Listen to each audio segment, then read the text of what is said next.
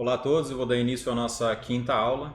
Na última aula eu introduzi o modelo de probabilidade e provei algumas das suas propriedades e eu deixei alguns itens para vocês provarem, inclusive eu vou incluir na próxima lista os dois últimos itens. Todo mundo me escuta bem, pessoal? Por favor, escreva aí no chat ou liga o microfone só para dar um retorno rápido. Ok, Vitor, obrigado. Na última aula, então, pessoal, eu introduzi para vocês o modelo de probabilidade e apresentei dois, o que são chamados de axiomas da probabilidade. Deixa eu ver se eu já passei aqui para outra tela. Ok. E esses axiomas da probabilidade, também eles chamam esse número 2, não sei se vocês estão vendo a tela, deixa eu dar uma olhadinha aqui. Isso, estão vendo, né?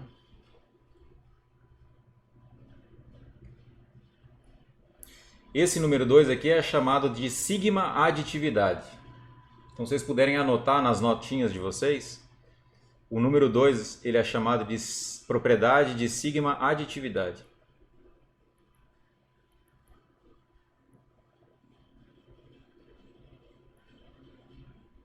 Tá? Então, a medida de probabilidade é sigma aditiva. E como vocês perceberam na última aula, eu mostrei que a sigma aditividade implica a aditividade finita.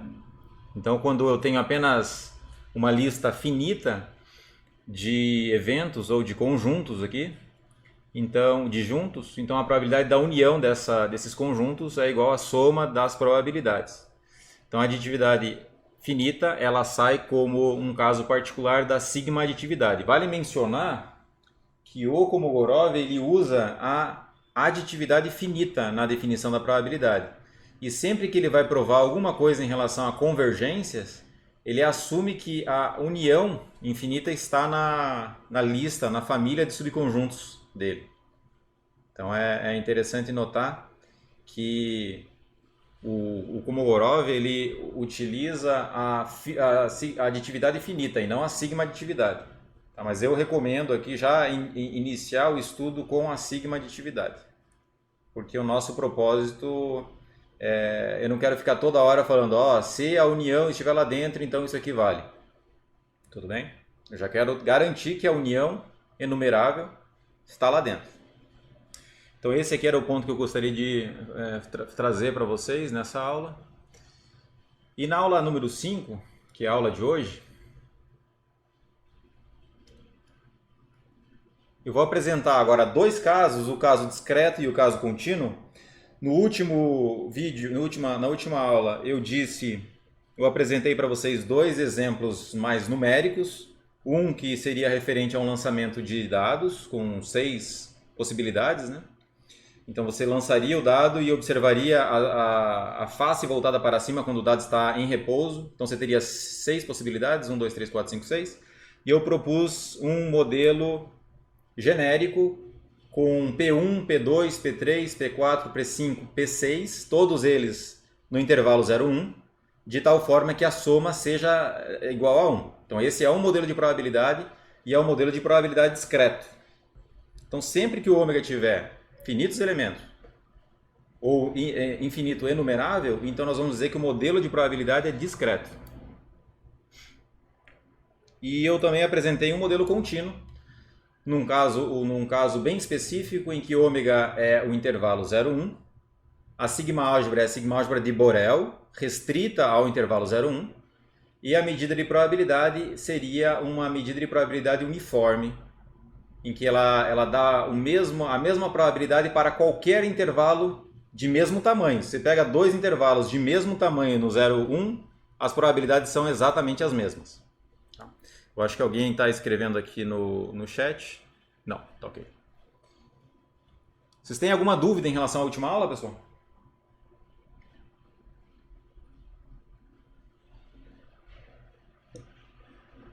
Bom, então o Kolmogorov e o Barry James, ambos, eles trazem caso discreto e caso contínuo. Vou fazer a mesma coisa aqui, tá? Vou trazer o caso discreto, um caso genérico discreto, que serve para qualquer problema em que o ômega seja finito ou infinito enumerável. Então é um modelo bem genérico que eu vou chamar de modelo discreto. Modelo de probabilidade discreto.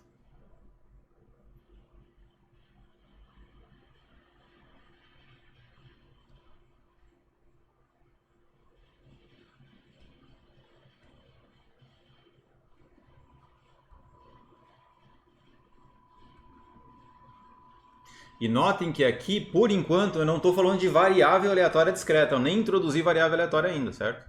Então esse aqui é só o modelo de probabilidade discreta. Eu vou introduzir variáveis aleatórias na segunda-feira. Então o modelo discreto, ele inicia, eu vou iniciar dizendo seja ômega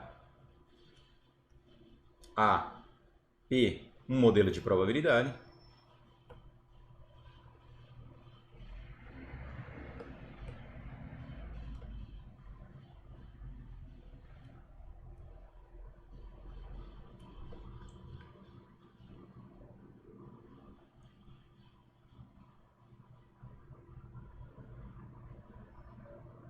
Dizemos que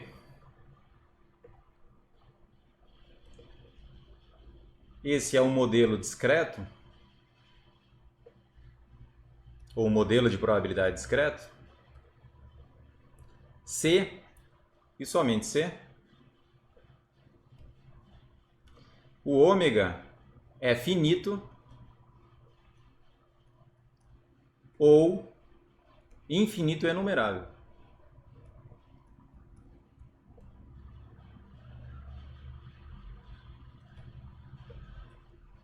Certo? Nesse caso específico, quando o ômega é finito ou infinito enumerável, a nossa sigma álgebra pode ser o conjunto das partes, sem nenhum problema. Tá? Nesse caso, a nossa sigma álgebra pode ser o conjunto das partes de ômega.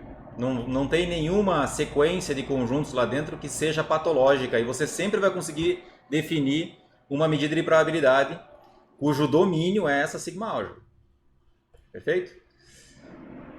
E a medida P, ela obviamente continua sendo uma função de A no 0, 1, tal que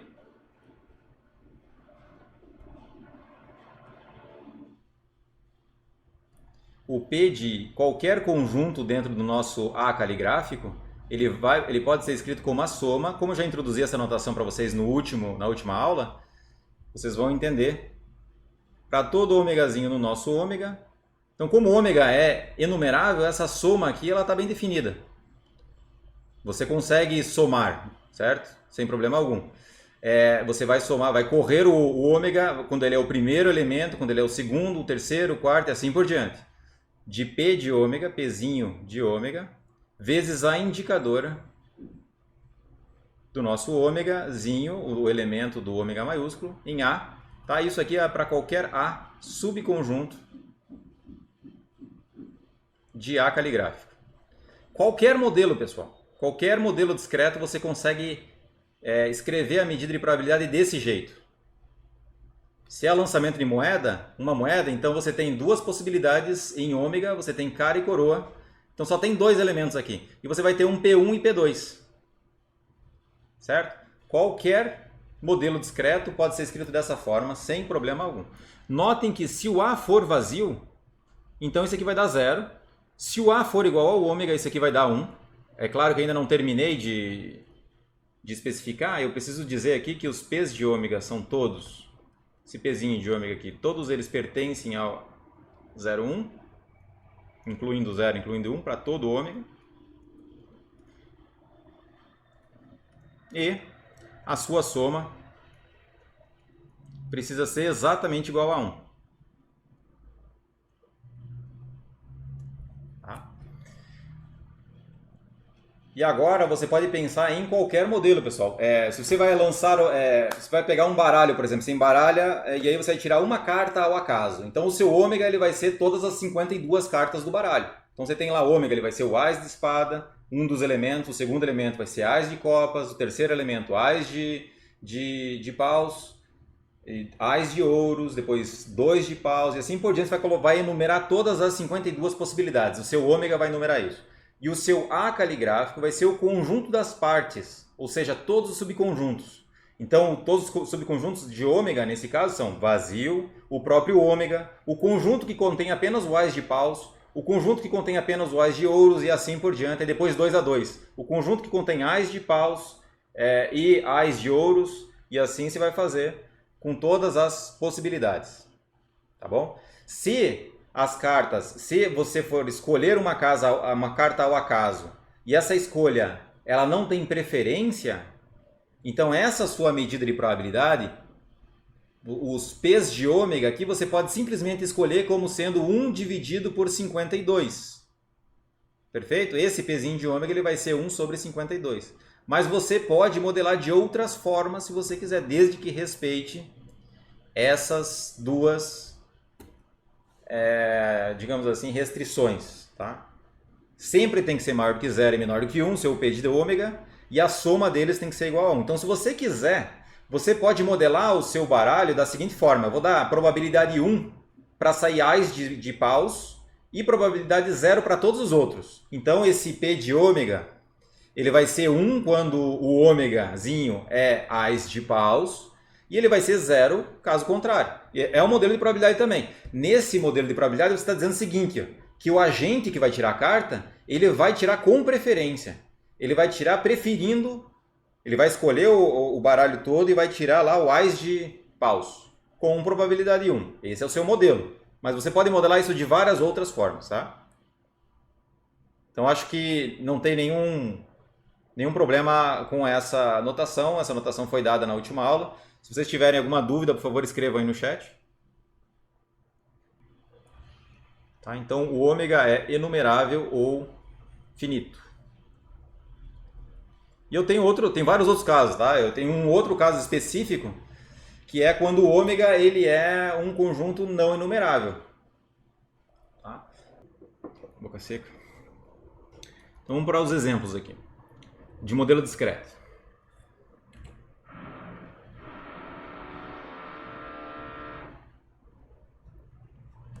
Então imagina que o nosso ômega é um conjunto de funções, tá? O conjunto de funções G é o conjunto de funções G, tal que G é... Eu vou escrever assim, ó, é o conjunto de funções G cujo domínio ele vai de 1, 2, 3 pontinhos até N.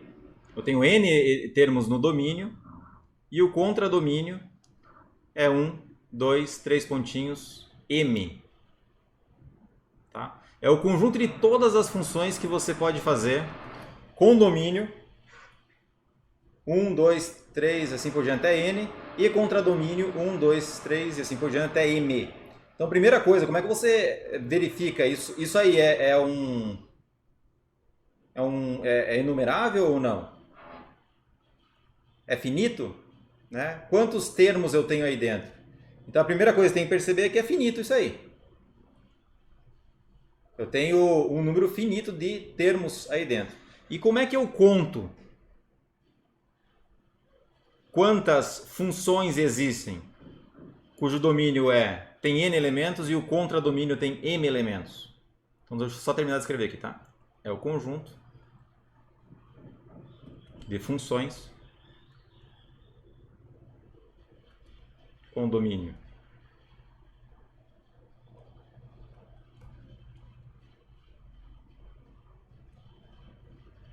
e contradomínio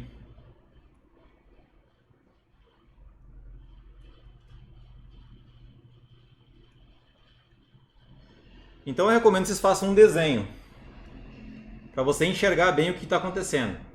Você tem aqui o domínio, e o domínio você tem então n elementos no seu domínio, e no contradomínio você tem m.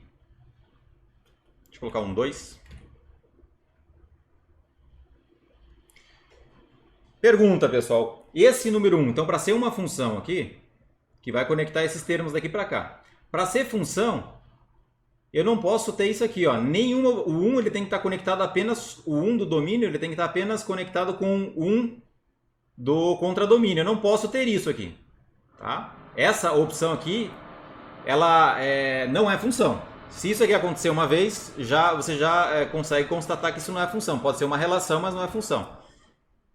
Quantas possibilidades eu posso conectar um? Com quantos caras aqui? Eu posso conectar um com o primeiro, eu posso conectar um com o segundo, eu posso conectar um com M possibilidades. Então, tenho M possibilidades para o primeiro. Deixa eu ver se alguém falou alguma coisa. M, Pedro Ávila. Isso. Agora, então eu tenho M possibilidades aqui, certo? Para o primeiro. Agora, para o segundo, eu tenho também M possibilidades. Eu posso conectar o número 2 aqui com o primeiro, com o segundo, com o terceiro, com o quarto e assim por diante. Então, o número 1 tem M possibilidades de se conectar. O número 2 tem M possibilidades e assim por diante. Todos eles têm M possibilidades. Então, o final das contas é quantas funções eu tenho aí? M elevado a N.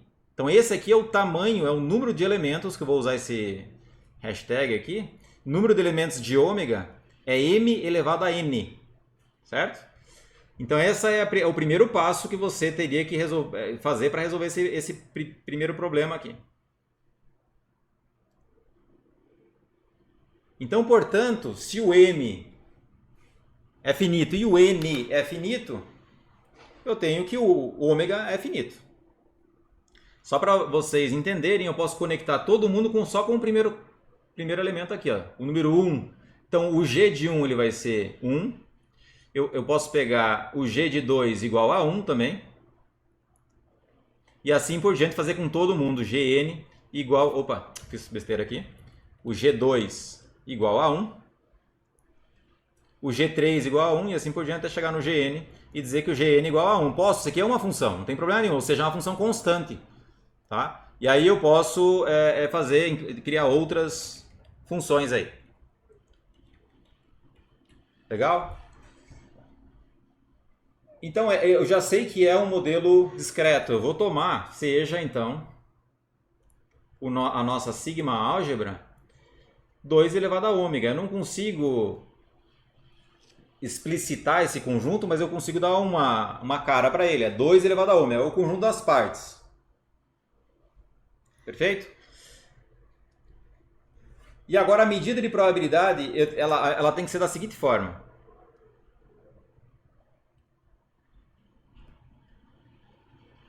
Então, considere a medida P que vai de A no 0, 1. Tá o quê? Satisfaz lá a nossa regrinha interna. Qual era? O P de A para qualquer A elemento de A caligráfico, ele vai ser a soma de todo o ômegazinho no nosso ômega maiúsculo, de Pzinho de ômega, vezes a indicadora de ômega, no nosso conjunto A. Isso aqui tem que valer para qualquer A elemento na nossa sigma álgebra. Se no problema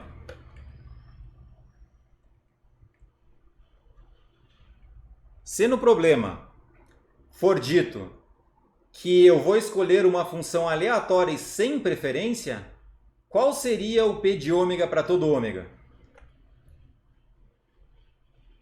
Se alguém puder escrever aí para mim, eu agradeço.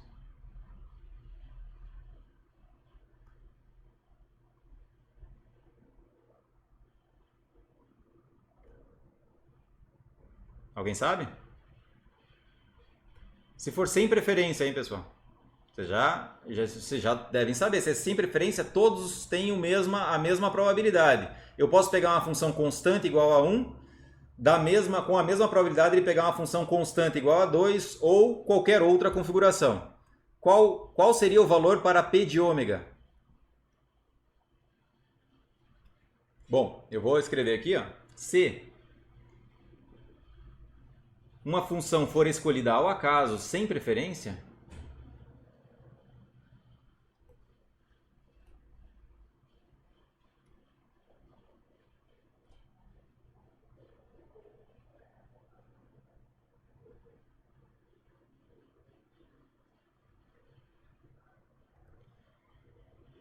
podemos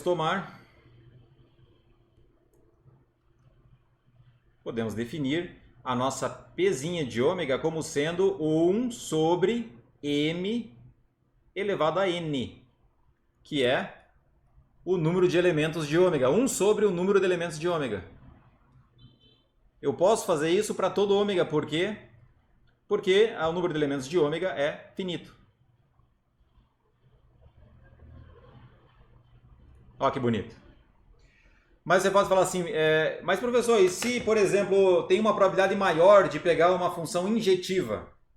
Aí você pode modelar, escolher esse P de ômega, ele vai ter uma forma se a função for injetiva e vai ter outra forma se a função não for injetiva.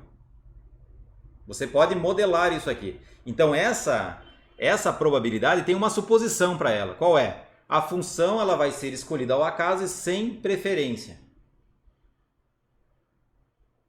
Esse problema das funções, ele está muito conectado com um banco de dados, com um conjunto de dados. Imagina o seguinte, eu vou deixar aqui do lado, só para vocês entenderem que um conjunto de dados, ele está ligado com funções. Ó.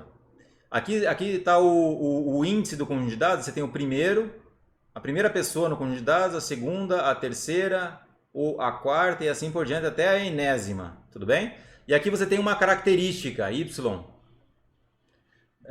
Essa característica, ela é única, tá? Uma pessoa não pode ter duas características simultaneamente. Então, você suponha que tenha lá duas características apenas, tá? Aí você vai ter, então, a primeira pessoa, ela tem a primeira característica que eu vou chamar de C1. A segunda pessoa tem também a primeira característica que eu vou chamar de C1. A terceira pessoa, ela tem uma característica C2. A quarta pessoa tem uma característica C1 e assim por diante. E a última pessoa tem uma característica C2. O que isso aqui de fato é, pessoal? Isso aqui eu posso pensar como uma função também. O número 1 está sendo conectado com C1, o número 2 está sendo conectado com C1 e assim por diante. Eu posso pensar isso aqui, só para vocês entenderem como interpretar isso em termos de funções. O seu domínio é o conjunto de índices aí. Esse aqui é o seu domínio. E agora você tem uma função g que está levando aquilo no C1, C2. Ó, tem duas características. Esse número 1 ele está sendo conectado com o C1. E note que o primeiro indivíduo ele não pode ter duas características ao mesmo tempo. C1 e C2 simultaneamente. Portanto, faz sentido ser função. Aí o C2 ele está conectado com o C1. O C3 ele está conectado com o C2. E o N está conectado com o C2. Tá? Então, um conjunto de dados, para vocês terem uma ideia de que essas coisas muito abstratas, conjunto de funções, isso tem relação com o nosso dia a dia aqui na estatística. Ela pode ser interpretada, esse conjunto ômega, como o conjunto de todos os conjuntos de dados, em que você tem n indivíduos e uma outra variável com m características distintas. Tá? Eu vou apagar isso aqui. Mas fica aí no vídeo, caso vocês queiram retomar depois.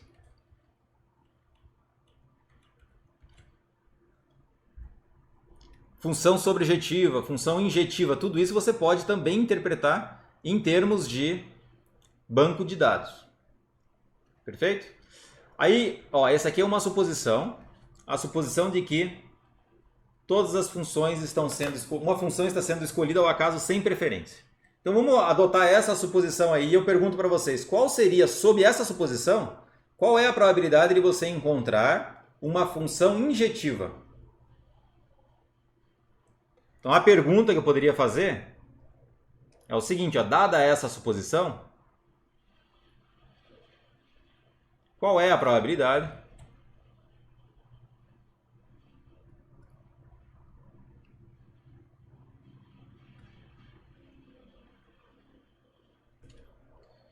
da função escolhida, ou de a função escolhida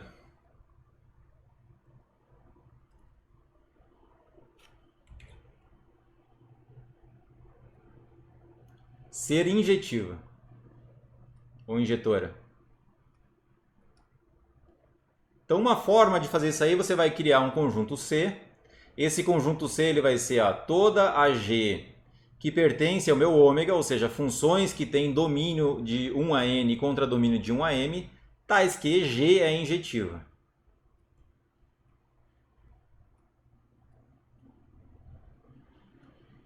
Tá? Definir o conjunto.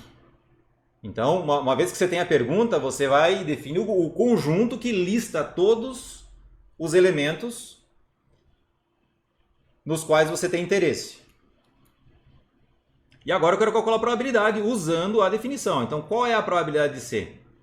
A probabilidade de C, por definição, lá é a soma para todo ômegazinho pertencente a ômega maiúsculo de Pzinho de ômega, que sob essa suposição é constante em relação a ômega. Notem isso que interessante. Eu poderia colocar aqui uma função de ômega e fazer ele variar para cada ômega lá dentro, certo? Mas aqui, sob a suposição de que as funções estão sendo escolhidas de forma sem preferência, então o P de ômega perde a dependência em ômega, ômega minúsculo. Então esse P de ômega é indicador de ômega em C agora. Tá? Então notem o seguinte, olha que interessante. Ó. Vou substituir agora pelo que o P de ômega vale sob essa suposição. Tá? Sob a suposição asterisco. E eu quero que vocês comecem aprendendo, porque entendendo que todas as igualdades elas sempre têm uma justificativa. Essa justificativa aqui é por definição da sua medida de probabilidade. Você definiu a sua medida de probabilidade desse jeito, então você vai aplicar a definição. Essa segunda aqui é porque você fez uma suposição de que as funções elas são escolhidas sem preferência. Então agora eu tenho mais uma igualdade. E as igualdades são como saltos entre montanhas. Você precisa justificar, certo? Você está dando um salto aqui. O salto ele tem que ser justificado. Desculpa, eu vou colocar o P de ômega, tá? Primeiro o P de ômega vai ser 1 sobre m elevado a n vezes a indicadora de ômega no conjunto C. Eu estou indo devagar aqui, poderia passar rapidamente por esse exemplo, porque eu acho que eu preciso dar ainda independência hoje, eu não vou conseguir, mas tudo bem. Esse termo aqui ele não depende de ômega no somatório, certo? Tudo que tiver dependendo de ômega tem que ficar dentro do somatório. Esse P de ômega até aqui ele depende, mas agora sob aquela suposição ele não depende. Então ele pode sair do somatório. Então vai ficar 1 sobre m elevado a n somatório de ômega pertencente ao ômega maiúsculo, nosso conjunto de funções, indicador de ômega no nosso C. Agora vocês precisam entender o que significa essa soma aqui. Essa soma, ela nada mais é do que um contador de elementos de C. Eu estou contando quantos elementos tem lá dentro. Então, ó, se o primeiro elemento de ômega estiver em C, vai ser 1. 0, caso contrário. Então, eu vou contar quantos termos eu tenho dentro do C. Isso aqui nada mais é do que 1 sobre m elevado a n. E essa soma toda, na verdade, é o número de elementos de C. Se resumiu ao número de elementos de C, por causa da nossa suposição. E agora eu pergunto, qual é o número de elementos de C? Então você precisa agora entender o que é uma função injetiva. A função injetiva, eu fiz aqui o gráfico, está aqui. Ó. A função injetiva diz o seguinte, ó, que todos os elementos da imagem eles estão conectados com somente um elemento do domínio, perfeito? Esse caso aqui é um caso em que a função não é injetiva, porque o número 1 aqui do domínio está em 1 e o n também está em 1, já não é injetiva, porque eu tenho dois elementos no domínio que estão conectados com um elemento na imagem, perfeito? Então deixa eu dar uma olhadinha aqui, porque a gente tem algumas suposições. Quando é que o número de elementos de C é maior do que 0? Alguém consegue escrever para mim aí, por favor?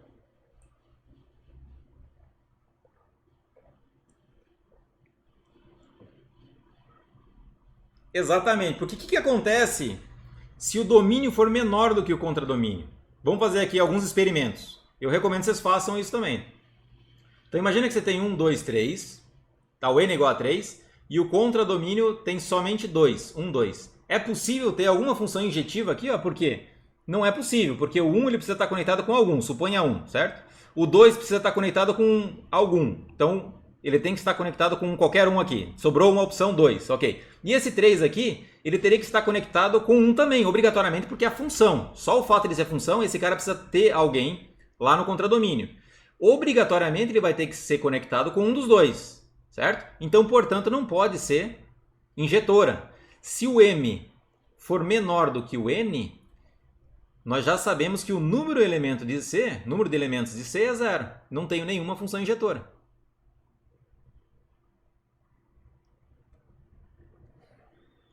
Então, agora falta uma possibilidade. Uma segunda possibilidade. Quando o número de elementos do domínio é menor ou igual ao número de elementos do contradomínio. Ou seja, eu teria uma situação assim, ó. 1, 2, 3. 1, 2, 3. Aí eu tenho mais um elemento aqui, ou igual, certo? Poderia ter 3 também, ou igual. Agora sim eu posso ter uma função injetora, ó, sem problema algum. Isso aqui seria uma função injetora. Outra função injetora, essa aqui, certo? Outra função injetora, essa aqui. E assim por diante, você tem várias funções injetoras. A questão toda agora é a seguinte. Sandra Martins, tentando entrar. Tá um pouco tarde, hein, pessoal, para entrar. Eu recomendo que vocês forem entrar, tentem entrar com o e-mail da USP para não me tirar aqui da tela do Open Board, tá? Da lousa. Então, vamos pensar agora na estratégia de contagem. Tá? Eu vou escrever de 1 até N. Supondo agora que o M é maior ou igual a N. Porque caso contrário, nós já vimos o número de elementos é zero. Então eu tenho N aqui, e aí possivelmente eu tenho um M. Poderia ser igual, mas eu vou deixar desse jeito para visualizar bem. Quais são o número de injetoras possíveis? Vamos lá. Esse número 1 ele pode se conectar com qualquer um desses, perfeito? Então tem M possibilidades. Então o número de elementos de C, para esse primeiro termo, ele pode se conectar com qualquer um, não tem restrição alguma. É o que o Morgado recomenda. Aí o segundo agora, dado que o primeiro se conectou com algum, o segundo não pode se conectar com o qual o primeiro se conectou. Então o número 2 ele tem que se conectar com qualquer outro menos com o primeiro. Com o do primeiro, certo? Então eu tenho M menos 1 agora para o segundo. E assim por diante. O terceiro a mesma coisa, M menos 2. E assim por diante. Notem que esse cara aqui está fazendo... Está contando o número de possibilidades que o primeiro elemento do domínio pode se conectar. Esse aqui é o segundo. Esse aqui é o terceiro. E assim por diante, você vai ter que fazer até o enésimo. Então, notem que sempre eu estou colocando um termo a menos aqui. Então, vai ser M menos N. E aí eu vou colocar N mais 1 aqui para ficar N menos 1 com menos 1. Com menos fica mais, tá? N mais 1. Creio que seja isso. Deixa eu ver aqui. N mais 1. Esse aqui seria o enésimo termo.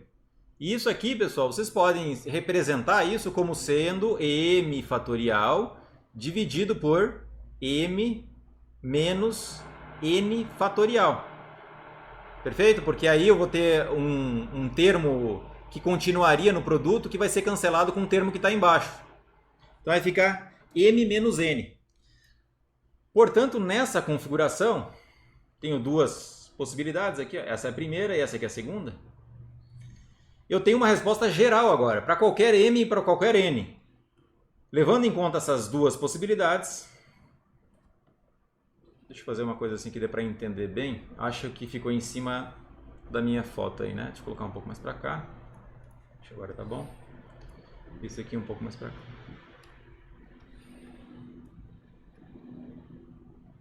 Deixa eu colocar assim.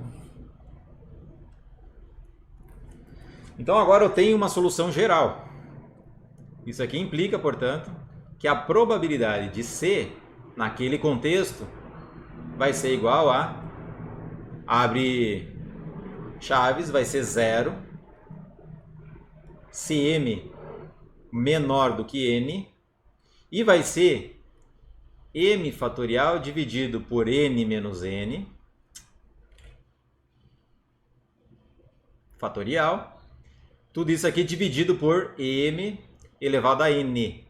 Tá? Isso aqui acontece se o M for maior ou igual a n. Então essa aqui seria uma solução que você apresenta para qualquer valor de m e n. Vou colocar em azul, que é um exemplo, esse exemplo completo aqui.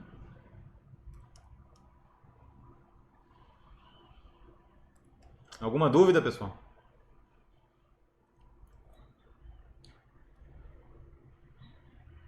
Eu poderia calcular também a probabilidade de ser bijetora. O que você precisa saber aqui? Você precisa saber a definição das coisas. O que é uma função injetora, o que é uma função sobrejetora e o que é uma função bijetora. Tá? Eu não vou fazer isso para vocês porque eu vou perder muito tempo fazendo. Então agora eu vou dar um exemplo de modelo contínuo. Tá bem entendido isso, pessoal? Vejam só como vocês têm margem de modelagem aqui, ó. Esse P de ômega, ele não precisa ser necessariamente igual a 1 sobre m elevado a n. Isso aqui só vale e é razoável no caso em que a função seja escolhida ao acaso e sem preferência. Se o seu procedimento dá preferência a funções injetivas, aí você vai ter que pegar um subconjunto de funções injetivas e dizer o seguinte, ó, quando o ômega pertencer a C, a probabilidade é uma. Se ele não pertencer a C, a probabilidade é outra. Tá? Você vai fazer esse processo se você quiser. E é importante que vocês entendam disso, porque na hora de modelar, vocês precisam ter esse grau de liberdade, que até esse passo aqui você tem um grau de liberdade grande para fazer a modelagem. Ó. Você tem um P de ômega para qualquer ômega lá dentro. Você pode especificar isso. Tá? Em estatística, nós vamos ver que esse P de ômega vai ser estimado.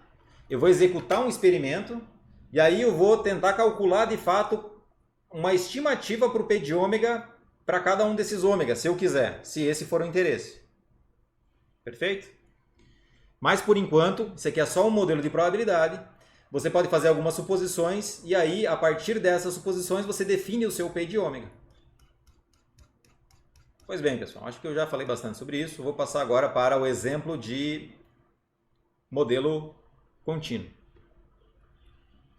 Suponha que o seu experimento seja o seguinte, analisar a propensão de um assinante de uma desses canais aí de vídeos de assistir um determinado filme ou de assistir um determinado tipo de filme. Tá? Então a propensão ela varia de 0 a 1, é um score. Você vai dizer, mas pode ser a probabilidade? A probabilidade do indivíduo assistir o vídeo não é bem a probabilidade, é só um índice que varia entre 0 e 1. 1 ele vai assistir com certeza, 0 ele não vai assistir. Não é necessariamente uma medida de probabilidade. Tá? Ele é só um índice que varia entre 0 e 1. Então o exemplo vai ser o seguinte. Ó.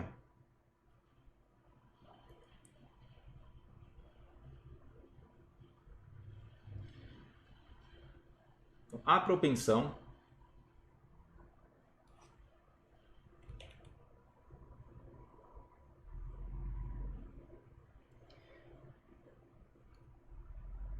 de um assinante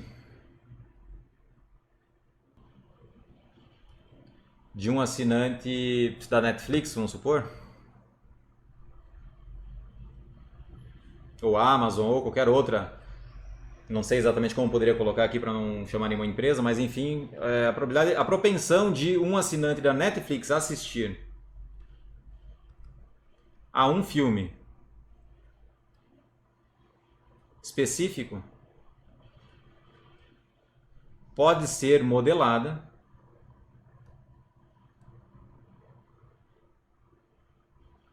da seguinte forma.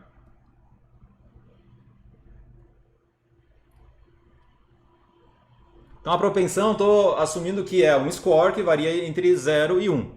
Então o nosso ômega, o espaço de possibilidades aqui, é o intervalo fechado 0, 1. Você poderia colocar 0, 100, se você quiser que a sua propensão varie entre 0 e 100. Entre 0 e 1000, tudo depende do seu índice lá.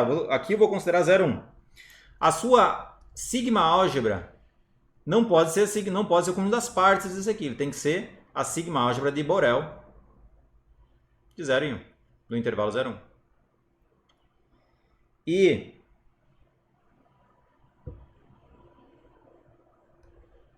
E f vai ser uma função dos reais para o R+, tá o quê? F de ômega. Posso colocar f de x aqui, tá? Tanto faz. Vou colocar f de x. F de x ele vai valer f de x, como eu coloquei aqui, eu coloquei 3x ao quadrado se o x estiver entre 0 e 1. E vai valer 0 se o x não estiver entre 0 e 1.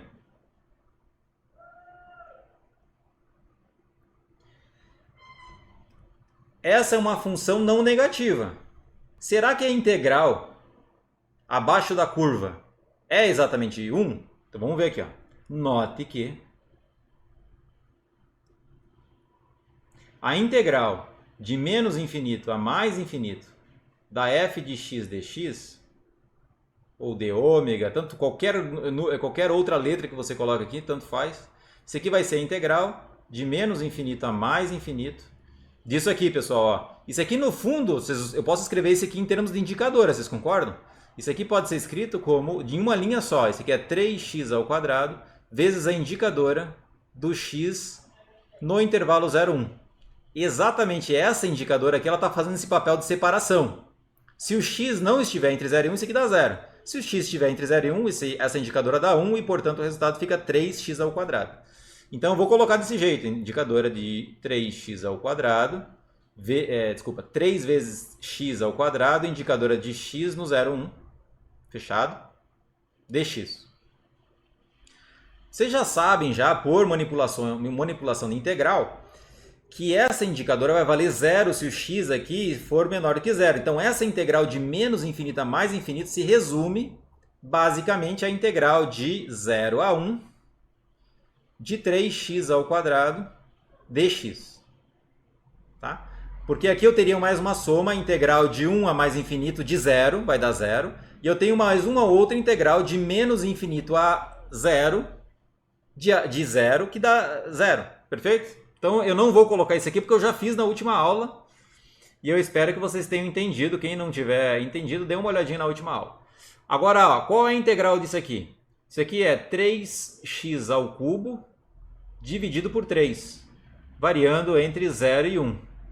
Então isso aqui, se 3 vai embora com 3, vai ficar 1 ao cubo menos 0 ao cubo, que é exatamente igual a 1. Portanto, a integral da f é 1. Ela é a famosa função densidade de probabilidade. E eu posso calcular probabilidades aqui. Perfeito? Essa função eu escolhi porque eu conheço a propensão do assinante. Eu fiz um estudo, eu peguei todos os assinantes da Netflix, eu fiz um estudo, e aí o histograma me mostrou que a função densidade é 3x ao quadrado. Certo? E essa função densidade 3x ao quadrado, ele é alguma coisa desse formato aqui que eu vou colocar para vocês embaixo aqui.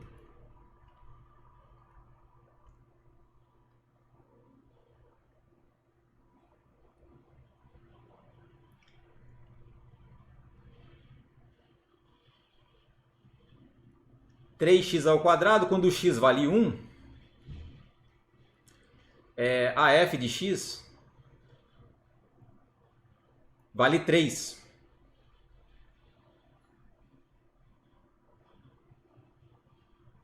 E quando é maior do que 1, dá 0. Vou colocar aqui. E quando for menor do que 1, menor que 0, o x ele dá 0 também. A f de x é 0. Esse aqui é o nosso x. E esse é o nosso f de x. Lembrando aqui o seguinte, ó. Se eu quiser agora calcular qual é a probabilidade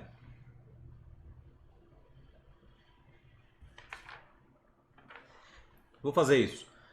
Qual seria a probabilidade nesse contexto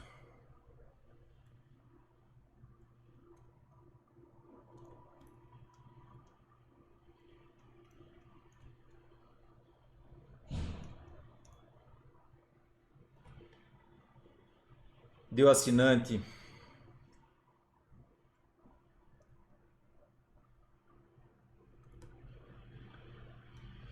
ter propensão maior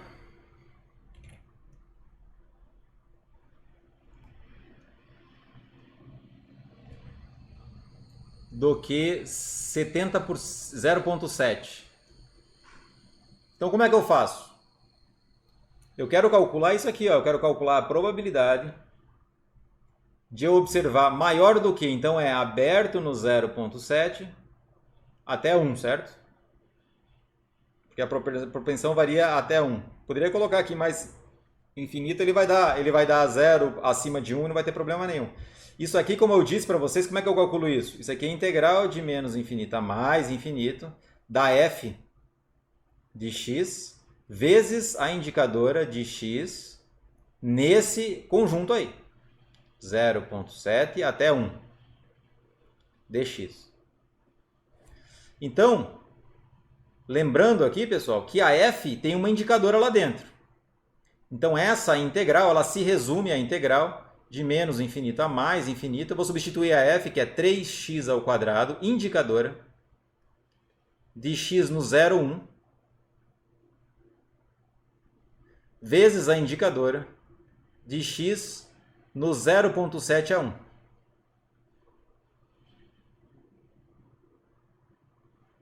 dx. E isso, por consequência, ó, indicadora de um multiplicado pela indicadora do outro é a interseção desses conjuntos que tem aqui, a indicadora na interseção dos conjuntos. Então, isso aqui vai ficar integral de menos infinito a mais infinito de 3x ao quadrado vezes a indicadora de x. Então, esse x ele está entre 0 e 1 e está entre 0 e 7 e 1. Se e somente se ele está entre 0, 7 e 1.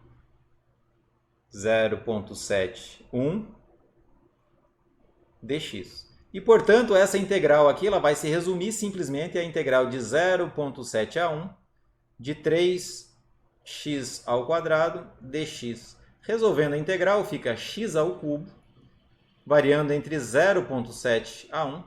Isso aqui, por fim, é 1 elevado ao cubo menos 0,7 elevado ao cubo.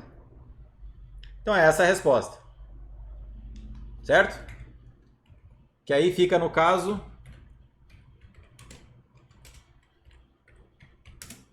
0,657. Então, isso aí, 0,657 seria a resposta para o problema. Então, a probabilidade de você pegar um indivíduo que tem uma propensão acima de 0,7 ele assistir aquele filme é de 65,7%. A probabilidade de você encontrar alguém com propensão acima de 0,7 é de 65,7%.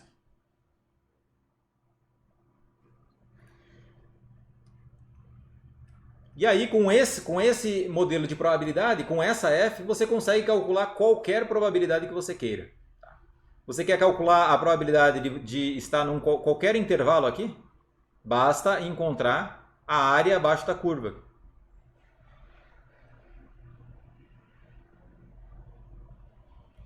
O que nós fizemos aqui foi encontrar a área abaixo da curva de 0,7 a 1.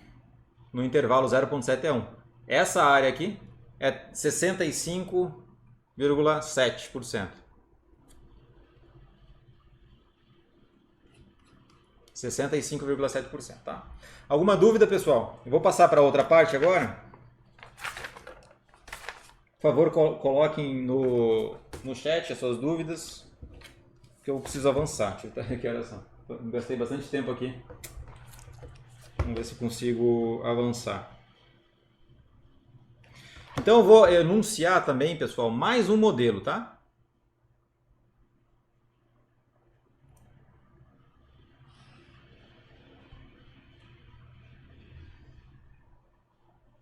Eu vou dizer o seguinte, ó, eu não vou dar nenhum nome, porque ele pode ser um modelo misto ou ele pode ser um modelo... É uma mistura de modelos, tá? Então seja ômega AP, seja ômega A um espaço mensurável.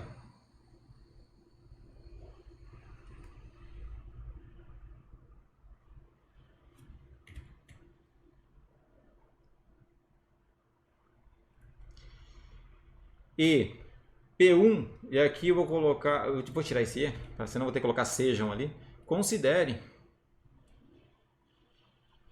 P1 e P2, duas medidas de probabilidade. P1 e P2, duas medidas de probabilidade.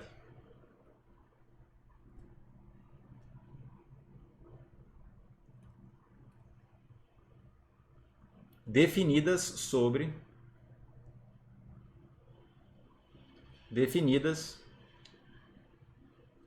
o espaço mensurável ômega A. Portanto, as duas têm o mesmo domínio, que é o domínio A, e contradomínio. Elas podem ter formas diferentes, elas podem dar probabilidades diferentes para cada subconjunto de A caligráfico, mas são duas medidas de probabilidade bem definidas. Elas satisfazem, ambas satisfazem todas as propriedades de uma medida de probabilidade. Então, e aqui que vem... Eu quero que vocês mostrem isso, porque eu não vou mostrar. Então,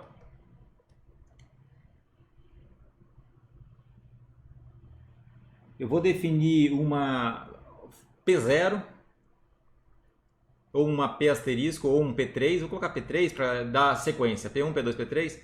Então, esse cara aqui que eu vou definir dessa forma, essa função tá o quê? P3 em um conjunto A, subconjunto de A caligráfico, ele vai ser alfa vezes a probabilidade, usando a medida 1 em A, mais 1 menos alfa, é uma combinação convexa aqui entre as duas medidas. Eu vou definir esse P de A para todo A na minha sigma álgebra A caligráfico, em que o alfa está entre 0 e 1. Fechado no 0, fechado no 1, sem problema nenhum aqui. Se o alfa for igual a 1, esse termo aqui fica 0 e o P3 vai ser exatamente igual a P1. Se o alfa for igual a 0, então esse termo aqui vai para 0 e o P3 ele vai ser exatamente igual ao P2. Aqui eu estou fazendo uma combinação convexa entre P1 e P2. Tá? E aqui eu vou colocar entre vírgulas. Notem que o verbo ele está versando aqui, ele está agindo sobre a função P3. Então, é uma medida de probabilidade.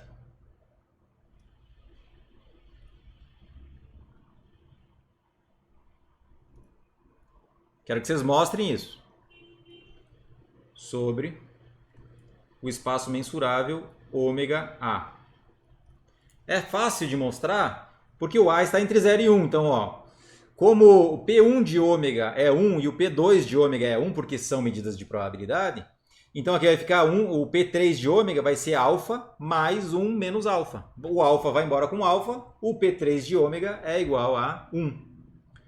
Agora, se você pega A1, A2, A3 e assim por diante, conjuntos disjuntos que estão todas em A caligráfico, aí você vai aplicar a propriedade, o axioma número 2 da probabilidade em P1 e vai aplicar o axioma número 2 da probabilidade em P2. E aí, como você tem essa combinação convexa entre P1 e P2, você consegue mostrar que o P3 também vai ser a soma das probabilidades. Tá? O P3 da união vai ser a soma das probabilidades. Então esse aqui vai ficar como exercício também. Tá? Mostre isso.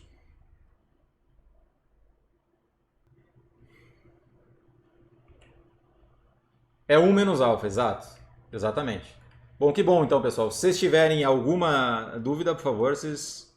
Aqui é 1 menos alfa, tá?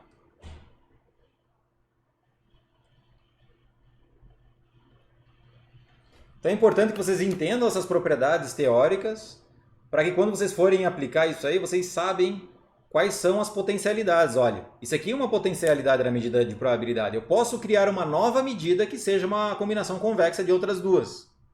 Para que isso é bom? Porque se eu tenho uma medida que modela bem em um lugar e outra medida que modela bem em outro lugar, eu posso tentar usar essas duas medidas de alguma forma para criar uma nova medida que seja mais efetiva para modelar um determinado problema.